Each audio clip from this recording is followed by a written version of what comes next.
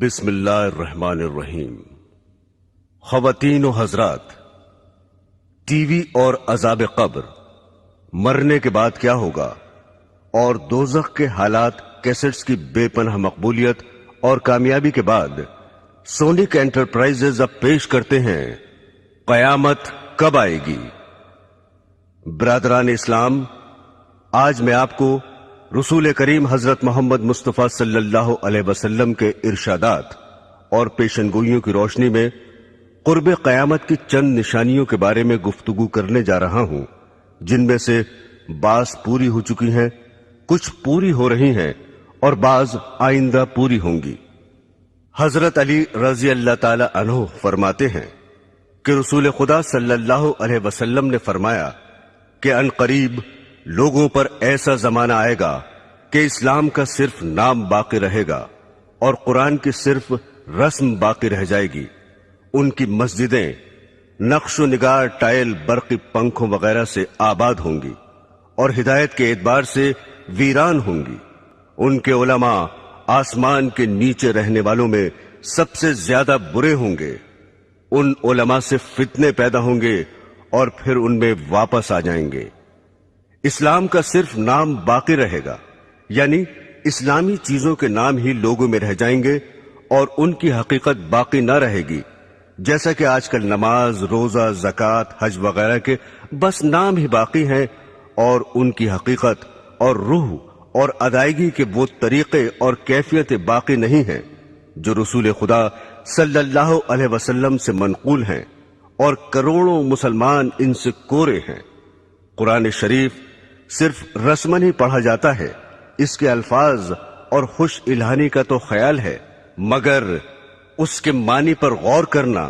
اور اس کی منع کی ہوئی چیزوں سے بچنا تو مسلمان کے تصور میں بھی نہیں رہا۔ مسجدیں زیب و زینت سے خوب آراستہ ہیں، دلکش فرش، قیمتی غالیچے، دیدہ زیب فانوس، عمدہ عمدہ ہنڈے اور آرام و راحت کی چیزیں مسجدوں میں موجود ہیں، مگر ہدایت سے خالی ہیں۔ مسجدوں میں دنیا کی باتیں، تانے، غیبتیں بے دھڑک ہوتی ہیں اور امام و مؤذن تو مسجدوں کو گھر ہی سمجھتے ہیں۔ علماء کے بارے میں جو یہ ارشاد فرمایا کہ علماء سے فتنہ نکلے گا اور ان میں واپس آ جائے گا، اس کا مطلب یہ ہے کہ علماء بگڑ جائیں گے اور رشد و ہدایت کی راہ چھوڑ دیں گے تو عالم میں فساد ہوگا، اور پھر اس کی زد میں علماء بھی آ جائیں گے۔ اور یہ بھی مطلب ہو سکتا ہے کہ علماء دنیا داروں اور ظالموں کی مدد کریں گے اور پیسے اینٹھنے کے لیے دنیا کی مرضی کے موافق مسئلے بتائیں گے، اور پھر دنیا دار ہی ان کا مزاج ٹھکانے لگا دیں گے۔ حضرات گرامی، دوسرے انسانوں کی طرح آج کل کے علماء بھی فکر آخرت سے خالی ہو گئے ہیں اور اس فانی زندگی کو اپنے علم کا مقصد بنا رکھا ہے۔ سیاسی لیڈر بننے، شہرت حاصل کرنے، روپیہ کمانے جوڑنے کی دھن میں سرگردہ ہیں، اور موجودہ زمانے کے علماء میں خال خال ہی ایسے ہیں جو اسلام کی تبلیغ کرتے ہوں،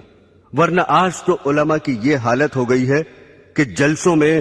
گاندھیزم یا نیشنلزم، سوشلزم اور کمیونزم کی اشاعت کرتے ہیں اور ارشادات نبوی کی بجائے مخلوق کے خود ساختہ نظاموں کی طرف دعوت دیتے ہیں۔ حضرت انس رضی اللہ تعالی عنہ فرماتے ہیں کہ رسول اللہ صلی اللہ علیہ وسلم نے ارشاد فرمایا کہ قیامت کی نشانیوں میں ایک یہ بھی ہے کہ لوگ مسجدیں بنا کر فخر کریں گے۔ آج کل یہی حال ہے، اور بقول حضرت ابن عباس رضی اللہ تعالی عنہ، تم ضرور مسجدوں کو یہود و نصار کی طرح سجاؤ گے۔ دل کو منتشر کرنے والے رنگ برنگ کے ٹائل، جھاڑ، فانوس، ہانڈیاں، دل فریب فرش اور بیش بہا پردے، اور دوسرا زیب و زینت اور آرام و راحت کی چیزیں مسجدوں میں موجود ہیں، اور ان دنیاوی چیزوں نے مسجدوں میں پہنچ کر اوقات نماز کے علاوہ مسجدوں کو مقفل کرنے پر مجبور کر دیا ہے، اور حفاظت کے لیے مستقل نگرانوں اور چوکیداروں کی ضرورت پیدا کر دی ہے۔ مسجدیں ان دنیاوی چیزوں سے آباد ہیں اور نمازیوں سے خالی ہیں۔ جو نمازی ہیں وہ مسجدوں میں دنیا کی باتوں میں مشغول رہتے ہیں، مسجدوں میں نہ تعلیمی حلقے ہیں، نہ دینی مشورے ہیں، نہ ذکر و تلاوت سے آباد ہیں، حالانکہ مسجد رسول اکرم صلی اللہ علیہ وسلم اور حضرات خلفائے راشدین کے زمانے میں دین اور دینیات کی ترقی کے کاموں میں اور اس سے متعلق مشوروں کا مرکز تھی۔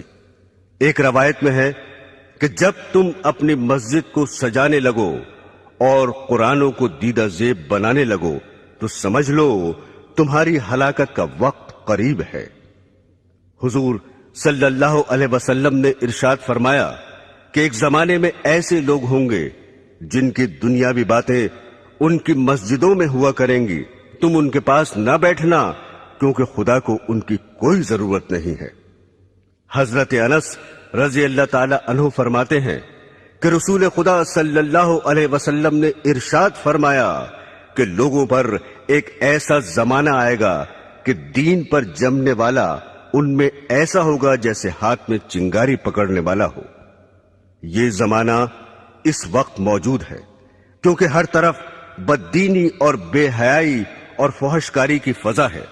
سرکشی کا ماحول ہے۔ اول تو دیندار رہے ہی نہیں، اور اگر کوئی دین پر عمل کرنا چاہتا ہے تو اہل ملک، اہل وطن، عزیز و اقربا آڑے آ جاتے ہیں۔ بیوی کہتی ہے کہ تنخواہ میں میرا پورا نہیں پڑتا، دنیا رشوت لے رہی ہے، تم بڑے پرہیزگار بنے ہوئے ہو۔ ہم عمر مذاق اڑا رہے ہیں کہ داڑھی رکھ کر ملا بن گئے، جھاڑ سا لگائے پھر رہے ہو،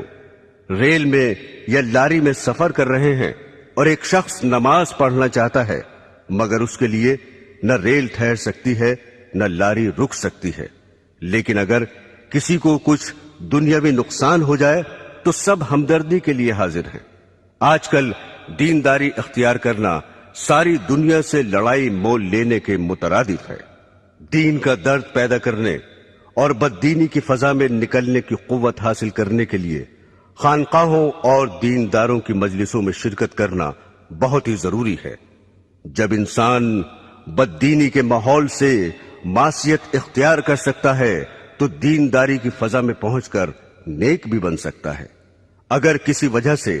دینداروں سے دور ہو تو بد دینوں سے بھی دور رہے۔ اسی حقیقت کے پیش نظر رسول خدا صلی اللہ علیہ وسلم نے ارشاد فرمایا کہ ان قریب ایسا ہوگا کہ مسلمان کا بہترین مال چند بکریاں ہوں گی جنہیں لے کر پہاڑ کی چوٹیوں اور جنگلوں میں چلا جائے گا، اور اس صورت سے اپنا دین بچانے کے لیے فتنوں سے بھاگے گا۔ ایک اور حدیث میں ہے کہ رسول خدا صلی اللہ علیہ وسلم نے ارشاد فرمایا کہ ان قریب فتنے پیدا ہوں گے، اس وقت بیٹھا ہوا کھڑے ہوئے سے بہتر ہوگا، کیونکہ بیٹھا ہوا شخص بنسبت کھڑے ہوئے شخص کے فتنے سے دور ہوگا، اور کھڑا ہوا چلنے سے بہتر ہوگا، اور چلنے والا دوڑنے والے سے بہتر ہوگا۔ جو شخص فتنوں کی طرف نظر اٹھا کر دیکھے گا فتنے اسے اچک لیں گے۔ فتنے کے وقت عبادت خداوندی میں مشغول ہونا بہت زیادہ فضیلت رکھتا ہے۔ رسول خدا صلی اللہ علیہ وسلم نے ارشاد فرمایا کہ قتل کے زمانے میں عبادت کرنا میری طرف ہجرت کرنے کے برابر ہے۔ میرے دینی بہنوں اور بھائیوں، حضرت ثوبان رضی اللہ تعالی عنہ فرماتے ہیں کہ ایک مرتبہ رسول خدا صلی اللہ علیہ وسلم نے ارشاد فرمایا کہ ایک ایسا زمانہ آنے والا ہے کہ کفر و باطل کی جماعتیں تمہیں ختم کرنے کے لیے آپس میں ایک دوسرے کو اس طرح بلا کر جمع کر لیں گے جیسے کھانے والے ایک دوسرے کو بلا کر پیالے کے آس پاس جمع ہو جاتے ہیں۔ یہ سن کر ایک صاحب نے سوال کیا، کیا ہم اس روز کم ہوں گے؟ آپ نے فرمایا، نہیں، بلکہ تم اس روز تعداد میں بہت ہوگے، لیکن گھاس کے ان تنکوں کی طرح ہوگے جنہیں پانی کا سیلاب بہا کر لے جاتا ہے۔ پھر ارشاد فرمایا، خدا ضرور ضرور تمہارے دشمنوں کے دل سے تمہارا روب نکال دے گا، اور یقیناً وہ تمہارے دلوں میں کاہلی اور سستی ڈال دے گا۔ ایک صاحب نے عرض کیا، سستی کا کیا سبب ہوگا؟ اس پر آپ نے ارشاد فرمایا کہ دنیا یعنی مال و دولت سے محبت کرنے لگو گے اور موت کو مکروہ سمجھو گے۔ برسوں سے یہ پیشن گوئی حرف بحرف صادق ہو رہی ہے، اور مسلمان آج اپنی اس حالت زار کو اپنی آنکھوں سے دیکھ رہے ہیں کہ کوئی قوم انہیں نہ عزت و وقت کی نگاہ سے دیکھتی ہے، نہ دنیا میں ان کا رہنا گوارا کرتی ہے۔ ایک وہ بھی زمانہ تھا کہ دوسری قومیں اپنے اوپر مسلمانوں کو حکمراں دیکھنا چاہتی تھیں۔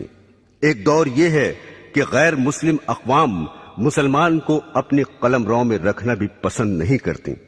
تمام دنیا کے مسلمان ایک ہی وقت میں ایک دم ختم ہو جائیں، یہ تو ہرگز کبھی نہیں ہوگا، جیسا کہ پہلے پیشن گوئی گزر چکی ہے۔ البتہ ایسے واقعات گزر چکے ہیں کہ کسی ملک میں جہاں مسلمان خود حکمراں تھے، انقلاب کے بعد وہ وہاں سے جان بچا کر بھی نہ جا سکے۔ اسپین اس کی زندہ اور مشہور مثال ہے۔ مسلمانوں کو آج ذلت و خواری کا منہ کیوں دیکھنا پڑ رہا ہے، اور کروڑوں کی تعداد میں ہوتے ہوئے بھی کیوں غیروں کی طرف تک رہے ہیں؟ اس کا جواب خود ہادی عالم صلی اللہ علیہ وسلم کے ارشاد میں موجود ہے کہ دنیا کی محبت اور موت کے خوف کے باعث یہ حال ہو رہا ہے۔ جب مسلمان دنیا کو محبوب نہ سمجھتے تھے اور جنت کے مقابلے میں جو موت کے بغیر نہیں مل سکتی، دنیا کی زندگی ان کی نظروں میں کچھ بھی حقیقت نہ رکھتی تھی، اس لیے وہ موت سے ڈرتے نہ تھے۔ حالانکہ تعداد میں کم تھے، لیکن دوسری قوموں پر حکمراں رہے اور اللہ کی راہ میں جہاد کر کے غیروں کے دلوں تک پر حکومت کرنے لگے۔ آج بھی جو ہمارا حال ہے ہم اسے خود بدل سکتے ہیں، بشرطے کہ پچھلے مسلمانوں کی طرح دنیا کو ذلیل اور موت کو عزیز از جان سمجھنے لگے، ورنہ ذلت اور بڑھتی ہی رہے گی۔ حضرات گرامی، حضرت ابو ہریرہ رضی اللہ تعالی عنہ فرماتے ہیں کہ رسول خدا صلی اللہ علیہ وسلم نے ارشاد فرمایا کہ قیامت کی نشانیوں میں سے یہ بھی ہے کہ علم اٹھ جائے گا، جہالت بہت بڑھ جائے گی، زنا کی کثرت ہوگی، شراب بہت پی جائے گی، مرد کم ہو جائیں گے، عورتیں اس قدر زیادہ ہو جائیں گی کہ 50 عورتوں کی خبرگیری کے لیے ایک ہی مرد ہوگا۔ اس حدیث میں جو کچھ ارشاد فرمایا ہے اس وقت ہو بہو ہو رہا ہے۔ البتہ عورتوں کی ابھی اتنی زیادتی نہیں ہوئی جتنی اس حدیث میں درج ہے، مگر یورپ کی جنگیں ان قریب ہی اس پیشن گوئی کو سچا کر دکھانے والی ہیں۔ حضرت انس رضی اللہ تعالی عنہ فرماتے ہیں کہ رسول خدا صلی اللہ علیہ وسلم نے ارشاد فرمایا کہ قیامت اس وقت تک قائم نہ ہوگی جب تک کہ وقت جلدی جلدی نہ گزرنے لگے۔ پھر اس کی تشریح فرمائی کہ 1 سال 1 ماہ کے برابر ہوگا، اور 1 ماہ 1 ہفتے کے برابر ہوگا، اور 1 ہفتہ 1 دن کے برابر ہوگا، اور 1 دن 1 گھڑی کے برابر ہوگا، اور 1 گھڑی ایسے گزر جائے گی جس طرح آگ کا شعلہ یکایک بھڑک کر ختم ہو جاتا ہے۔ برادران اسلام، قرب قیامت کی نشانیوں میں سے یہ بھی ہے کہ سود عام ہوگا اور حلال و حرام کا خیال نہ کیا جائے گا۔ حضرت ابو ہریرہ رضی اللہ تعالی عنہ فرماتے ہیں کہ رسول خدا صلی اللہ علیہ وسلم نے ارشاد فرمایا کہ لوگوں پر ایک ایسا زمانہ آئے گا کہ انسان یہ پرواہ نہ کرے گا کہ اس نے حلال حاصل کیا یا حرام لیا۔ بعض لوگ کہہ دیتے ہیں آج کل حلال تو ملتا ہی نہیں، لیکن یہ سمجھنا کہ حلال آج کل ملتا ہی نہیں نفس کا دھوکہ ہے، چونکہ حلال کا دھیان رکھنے کی وجہ سے انسان قیود و حدود میں بندھ جاتا ہے، اور بقول حضرت سفیان ثوری رحمت اللہ علیہ حلال میں فضول خرچی کی گنجائش نہیں ہوتی اور عیش و مستی کی زندگی گزارنے کا موقع نہیں ملتا، اس لیے نفس یہ تعویل سمجھاتا ہے کہ آج کل حلال تو ملتا ہی نہیں، لہذا حرام حلال کا خیال فضول ہے۔ لیکن جن بندوں کے دل میں خدا کا خوف ہے اور جنہوں نے سرور عالم صلی اللہ علیہ وسلم کا فرمان کہ جنت میں وہ گوشت داخل نہ ہوگا جو حرام سے بڑھا ہو، جو گوشت حرام سے بڑھا ہو دوزخ اس کی زیادہ مستحق ہوگی۔ اگرچہ حلال ان کو زیادہ نہیں ملتا اور حلال طلب کرنے والوں کی بسا اوقات دنیاوی ضرورتیں بھی رکی رہتی ہیں، لیکن آخرت کے بے پناہ عذاب سے بچنے کے لیے دنیا کی جلد ہی ختم ہو جانے والی تکلیفوں کا برداشت کرنا ہر عقل مند کے لیے ضروری اور لازمی ہے۔ یہاں یہ بات بھی قابل غور ہے کہ حلال ملنے کی دقت بھی تو خود ہماری ہی پیدا کرتا ہے۔ اگر تقوی اور پرہیزگاری کی طرف لوگوں کا رخ ہو جائے اور سب حلال کمانے کی فکر کریں تو جو مشکلات آج پیدا ہو رہی ہیں وہ کسب حال میں ہرگز پیش نہ آئیں، مگر حال یہ ہے کہ جو دیندار اور پرہیزگار سمجھے جاتے ہیں، برس ہا برس کے نمازی ہیں، وہ بھی کمانے کے سلسلے میں مفتی صاحب کی خدمت میں یہ معلوم کرنے کے لیے نہیں پہنچتے کہ میں یہ تجارت کرنا چاہتا ہوں یا فلاں محکمے میں مجھے ملازمت مل رہی ہے، یہ جائز ہے یا ناجائز، حالانکہ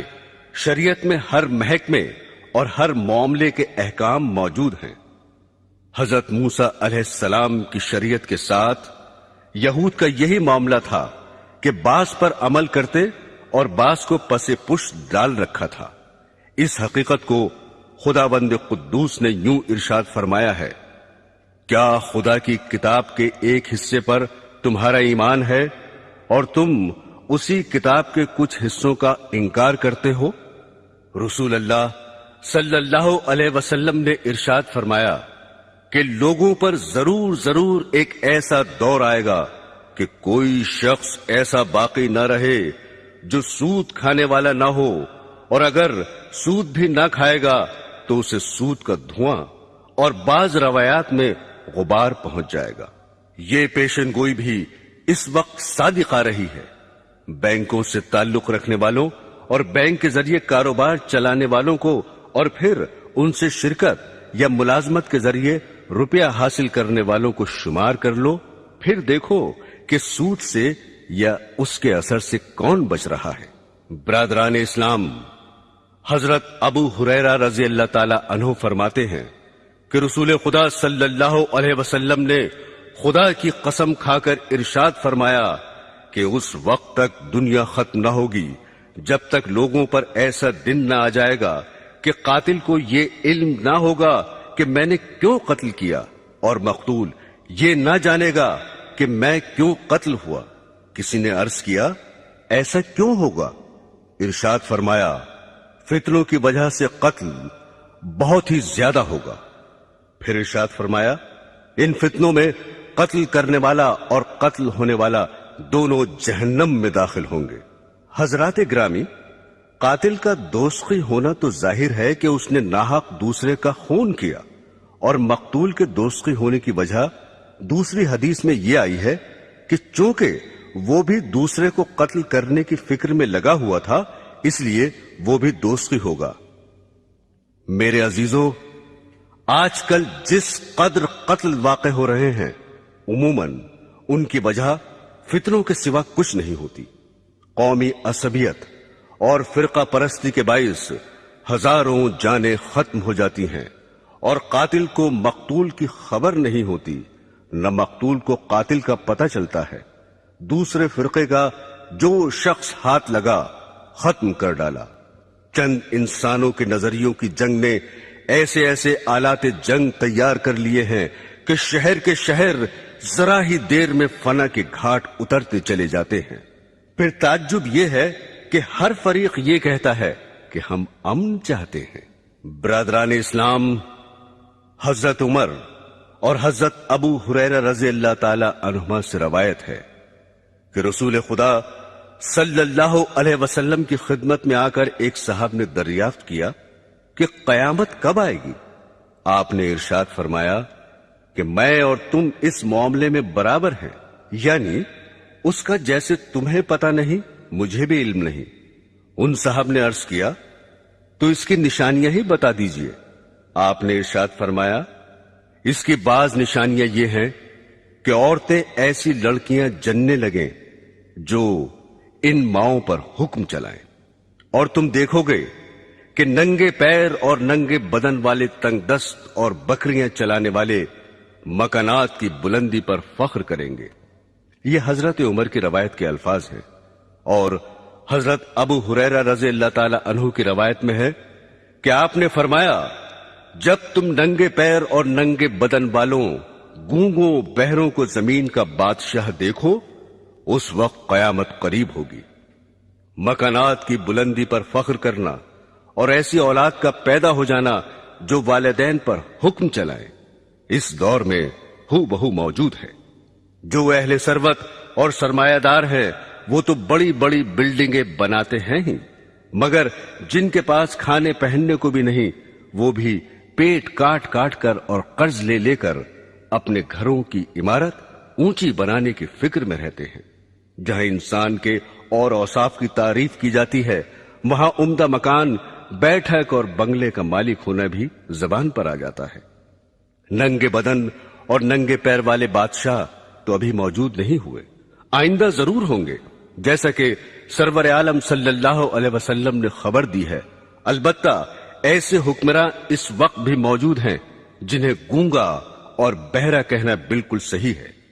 کیونکہ ان میں نہ حق سننے کی صلاحیت ہے، نہ حق کہنے کی قابلیت ہے۔ ان کے مخالف اخباروں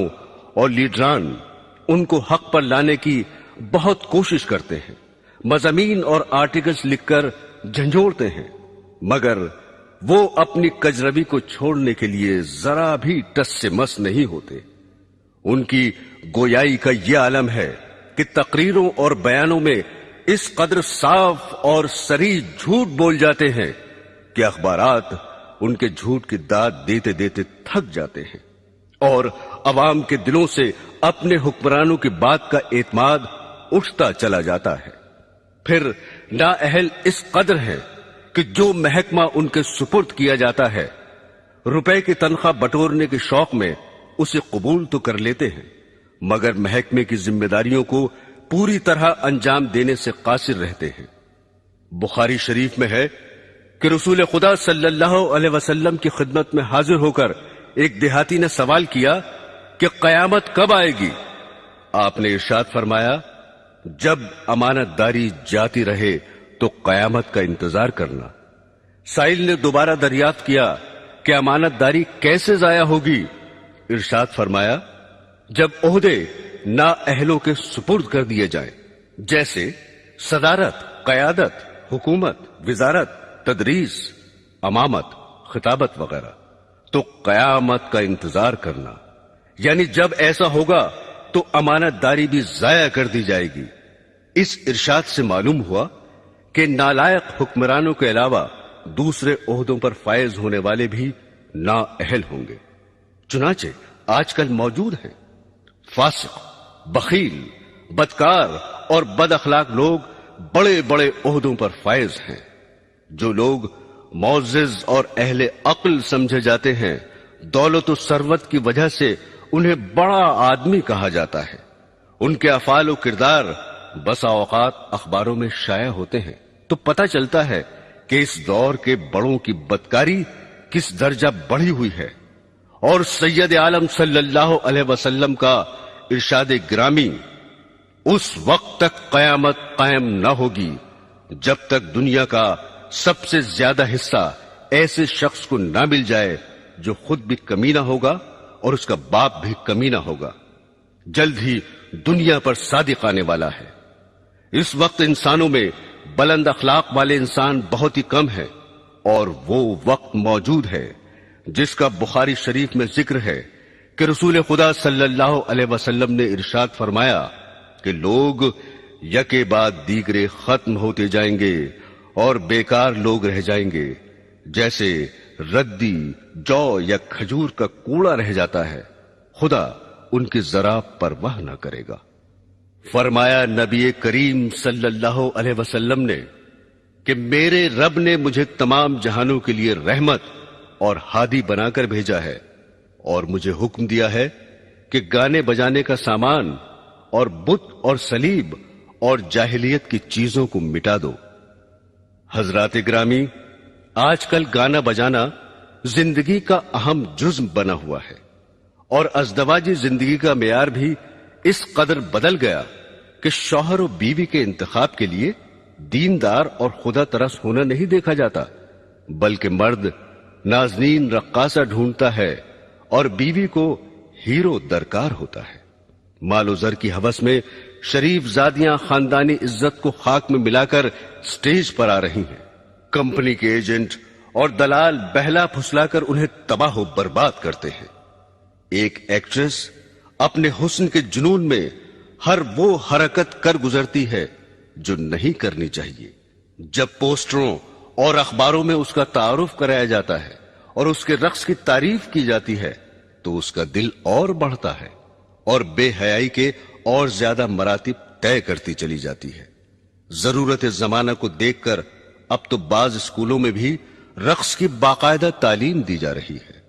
ریڈیو گھر گھر اچھی باتیں اور عمدہ اخلاق کی تعلیمات پہنچانے کا بہترین ذریعہ ہے، مگر اس میں بھی اچھی تقریریں کبھی کبھی ہوتی ہیں اور گانے ہر وقت ہوتے رہتے ہیں۔ افسوس کہ اس دور کے ذمہ دار انسان بھی اصلاحی پروگراموں کو لے کر آگے نہیں بڑھتے، اور مزید تعجب یہ ہے کہ جو اسلامی اسٹیٹ کہلاتی ہیں وہاں بھی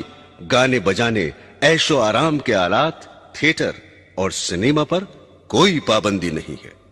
حضرت ابو ہریرہ رضی اللہ تعالی عنہ فرماتے ہیں کہ رسول خدا صلی اللہ علیہ وسلم نے ارشاد فرمایا کہ دوستیوں کے دو گروہ پیدا ہونے والے ہیں جنہیں میں نے نہیں دیکھا کیونکہ وہ ابھی پیدا نہیں ہوئے۔ پھر اس کی تشریح کرتے ہوئے فرمایا کہ ایک گروہ تو ایسا پیدا ہوگا جو بیلوں کی دموں کی طرح لمبے لمبے کوڑے لیے پھریں گے اور ان سے لوگوں کو مارا کریں گے، صبح شام اللہ کے غصے اور ناراضگی و لعنت میں پھرا کریں گے۔ دوسرا گروہ ایسی عورتوں کا پیدا ہوگا جو کپڑے پہنے ہوئے بھی ننگی ہی ہوں گی، غیر مردوں کو اپنی طرف مائل کریں گی اور خود بھی ان کی طرف مائل ہوں گی۔ ان کے سر اونٹوں کی جھکی ہوئی پشتوں کی طرح ہوں گے، نہ جنت میں داخل ہوں گی نہ جنت کی خوشبو سونگھیں گی، حالانکہ بلا شک و شبہ اس کی خوشبو اتنی دور سے آتی ہے۔ برادران اسلام، اس حدیث میں دو پیشن گوئیاں مذکور ہیں۔ ایک ظالم گروہ کے بارے میں ہے کہ کچھ لوگ کوڑے لیے پھریں گے اور لوگوں کو ان سے پیٹا کریں گے، یعنی اقتدار کے نشے میں ضعیفوں اور بے کسوں پر ظلم کریں گے اور بلا وجہ خامخواہ عام پبلک کو ستائیں گے۔ دوسری پیشن گوئی عورتوں کے حق میں ارشاد فرمائی ہے کہ آئندہ زمانے میں ایسی عورتیں موجود ہوں گی جو کپڑے پہنے ہوئے ہوں گی لیکن پھر بھی ننگی ہوں گی، یعنی اس قدر باریک کپڑے پہنیں گی کہ ان کے پہننے سے جسم چھپانے کا فائدہ حاصل نہ ہوگا، یا کپڑا باریک تو نہ ہوگا مگر چست ہونے اور بدن کی ساخت پر کس جانے کی وجہ سے اس کا پہننا اور نہ پہننا برابر ہوگا۔ اور آج کل تو چست ہونے کے ساتھ بدن کا ہم رنگ ہونا بھی داخل فیشن ہو چکا ہے۔ چنانچہ گندمی رنگ کے ایسے موزے داخل لباس ہو چکے ہیں جن کا پیر سے اوپر کا حصہ پنڈلی پر کھال کی طرح چپکا ہوا ہوتا ہے۔ بدن پر کپڑا ہونے اور اس کے باوجود بھی ننگا ہونے کی ایک صورت یہ بھی ہے کہ بدن پر صرف تھوڑا سا کپڑا ہو اور بدن کا بیشتر حصہ اور خصوصاً وہ اعضاء کھلے رہیں جن کو باحیا عورتیں غیر مردوں سے چھپایا کرتی ہیں، جیسا کہ یورپ اور ایشیا کے بعض شہروں میں ایسا لباس پہننے کا رواج ہے کہ صرف گھٹنوں تک قمیض ہوتی ہے، آستینیں موڑھے سے صرف 2-4 انچ ہی بڑی ہوتی ہیں، پنڈلیاں بالکل ننگی ہوتی ہیں اور سر بھی دوپٹے سے خالی ہوتا ہے۔ پھر فرمایا کہ یہ عورتیں مردوں کو اپنی طرف مائل کریں گی اور خود ان کی طرف مائل ہوں گی، یعنی ننگا ہونے کا رواج مفلسی کی وجہ سے نہ ہوگا بلکہ ان کی نیت مردوں کو بدن دکھانا اور ان کا دل لبھانا مقصود ہوگا، اور لبھانے کا دوسرا طریقہ یہ اختیار کریں گی کہ اپنے سروں کو جو دوپٹوں سے خالی ہوں گے مٹکا کر چلیں گی، جس طرح اونٹ کی پشت کا بالائی حصہ تیز رفتار کے وقت زمین کی جانب جھکا رہتا ہے۔ اونٹ کی پشت سے تشبیہ دینے سے یہ بھی بتایا کہ بال پھلا پھلا کر اپنے سروں کو موٹا کریں گی۔ پھر فرمایا کہ ایسی عورتیں جنت میں داخل نہ ہوں گی بلکہ اس کی خوشبو تک نہ سونگھیں گی۔ شریعت اسلامیہ نے زناکاری سے بھی روکا ہے اور ایسی چیزوں سے بھی روکا ہے جو زنا کی طرف بلانے والی ہیں، حتیٰ کہ اس کو بھی زنا فرمایا ہے کہ کوئی عورت تیز خوشبو لگا کر مردوں پر اس لیے گزرے کہ مرد اس کی خوشبو سونگھ لیں۔ برادران اسلام، کسی حادثے اور واقعے کا قیامت کی علامتوں میں سے ہونے کا یہ مطلب نہیں کہ قیامت کے بالکل ہی قریب ہو، بلکہ مطلب یہ ہے کہ قیامت سے پہلے اس کا وجود میں آ جانا ضروری ہے۔ اس لیے آن حضرت صلی اللہ علیہ وسلم نے بہت سے حوادث و واقعات کے بارے میں یہ فرمایا کہ قیامت اس وقت تک قائم نہ ہوگی جب تک ایسا نہ ہو جائے۔ اب میں وہ حوادث و واقعات بیان کرتا ہوں جو عموماً قیامت کے قریب تر زمانے میں ظاہر ہوں گے۔ رسول خدا صلی اللہ علیہ وسلم نے فرمایا کہ عیسائیوں سے صلح کرو گے جو امن والی صلح ہوگی۔ تم اور عیسائی آپس میں مل کر ایک دوسری عیسائی جماعت سے جنگ کرو گے، اس جنگ میں تمہاری فتح ہوگی، مال غنیمت ہاتھ لگے گا اور صحیح سالم واپس آ کر بڑے بڑے ٹیلوں والے میدان میں ٹھہرو گے جہاں درخت بہت ہوں گے۔ بیٹھے بٹھائے ایک عیسائی صلیب کو ہاتھ میں اٹھائے گا اور کہے گا کہ صلیب کی برکت سے فتح ہوئی۔ یہ سن کر ایک مسلمان کو غصہ آ جائے گا اور اس سے صلیب چھین کر توڑ ڈالے گا۔ یہ حال دیکھ کر عیسائی صلح کو توڑ دیں گے اور مسلمانوں سے جنگ کرنے کے لیے جمع ہو جائیں گے۔ مسلمان بھی اپنے ہتھیار لے دوڑیں گے اور عیسائیوں سے جنگ کریں گے۔ اس جنگ میں مسلمانوں کا بادشاہ شہید ہو جائے گا اور دوسرے ملکوں کی طرح ملک شام میں بھی عیسائیوں کی حکومت ہو جائے گی، اور جس عیسائی جماعت سے مسلمانوں کے ساتھ مل کر پہلے جنگ کی تھی اس سے اب یہ عیسائی صلح کر لیں گے۔ اس جنگ میں جو مسلمان بچیں گے وہ مدینے میں چلے جائیں گے اور خیبر کے قریب تک عیسائیوں کی حکومت ہو جائے گی۔ حضرات گرامی، جب مسلمان ہر طرف سے گھر جائیں گے اور ان کی حکومت صرف مدینہ منورہ سے خیبر تک رہ جائے گی تو وہ حضرت امام مہدی علیہ السلام کی تلاش میں لگ جائیں گے۔ حضرت امام مہدی علیہ السلام اس وقت مدینے میں ہوں گے اور امامت کا بار اٹھانے سے بچنے کے لیے مکہ مکرمہ چلے جائیں گے۔ مکہ کے بعض باشندے انہیں پہچان لیں گے اور ان کے پاس آ کر مکان سے انہیں باہر لائیں گے اور ان سے زبردستی بیعت یعنی خلافت کر لیں گے، حالانکہ وہ دل سے نہ چاہتے ہوں گے۔ یہ بیعت مقام ابراہیم اور حجر اسود کے درمیان ہوگی۔ غالباً حضرت امام کو طواف کرتے ہوئے بیعت پر مجبور کیا جائے گا۔ جب حضرت امام مہدی علیہ السلام کی خلافت کی خبر مشہور ہوگی تو ملک شام سے ایک لشکر آپ سے جنگ کرنے کے لیے چلے گا اور آپ کے لشکر تک پہنچنے سے پہلے ہی مقام بیدا میں جو مکہ اور مدینہ کے درمیان ہے زمین میں دھنسا دیا جائے گا۔ اس واقعے کی خبر سن کر شام کے ابدال اور عراق کے پرہیزگار لوگ آپ کی خدمت میں پہنچ جائیں گے۔ آپ کے مقابلے کے لیے ایک قریشی نسل شخص قبیلہ بنی کلب کے مردوں کا ایک لشکر بھیجے گا۔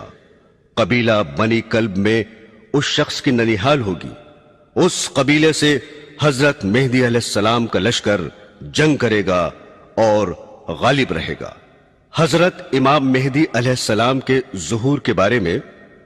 رسول اللہ صلی اللہ علیہ وسلم نے فرمایا کہ اس امت پر ایک زبردست مصیبت آئے گی اور انسان ظلم سے بچنے کے لیے کوئی پناہ کی جگہ نہ پائے گا۔ اس وقت خدا میری نسل اور میرے خاندان میں سے ایک شخص پیدا فرمائے گا اور اس کے ذریعے زمین کو عدل اور انصاف سے بھر دے گا، جس طرح کہ وہ اس سے پہلے ظلم اور زیادتی سے بھری ہوئی ہوگی، یعنی ان سے پہلے لوگوں میں عدل و انصاف نام کو نہ ہوگا، ہر جگہ ظلم ہی ظلم چھایا ہوگا، اور ان کے آنے پر ساری دنیا انصاف سے بھر جائے گی۔ پھر فرمایا کہ ان کے عدل سے آسمان والے اور زمین والے سب راضی ہوں گے، اور اس زمانے کی نیکیوں اور عدل و انصاف کا یہ نتیجہ ہوگا کہ آسمان ذرا سا پانی بھی برسائے بغیر نہ چھوڑے گا اور خوب موسلادھار بارشیں ہوں گی. زمین بھی اپنے اندر سے تمام پھل پھول غلے اور ترکاریاں اگا دے گی، حتیٰ کہ اس قدر ارزانی اور غذاؤں کی بہتات ہوگی کہ زندہ لوگ مردوں کی تمنا کرنے لگیں گے کہ کاش ہمارے دوست احباب عزیز اور اقربا بھی زندہ ہو جاتے تو اس عیش اور خوشی کے زمانے کو دیکھ لیتے. حضرت امام مہدی علیہ السلام کے زمانے میں مال اس قدر کثیر ہوگا کہ ان سے اگر کوئی مال طلب کرے گا تو لپ بھر بھر کر اس کے کپڑے میں اتنا ڈال دیں گے جتنا وہ اٹھا کر لے جا سکے گا. ابو داؤد شریف کی ایک روایت میں ہے کہ مہدی علیہ السلام نبی اکرم صلی اللہ علیہ وسلم کے طریق زندگی پر چلیں گے اور ان کے زمانے میں ساری زمین پر اسلام ہی اسلام ہوگا. حضرت مہدی علیہ السلام 7 برس حکومت کریں گے، پھر وفات پا جائیں گے اور مسلمان ان کی نماز جنازہ پڑھیں گے. برادران اسلام، حضرت مہدی علیہ السلام کو کفار سے کئی جنگیں کرنی پڑیں گی. حضرت مکہ سے چل کر مدینہ تشریف لے جائیں گے اور سید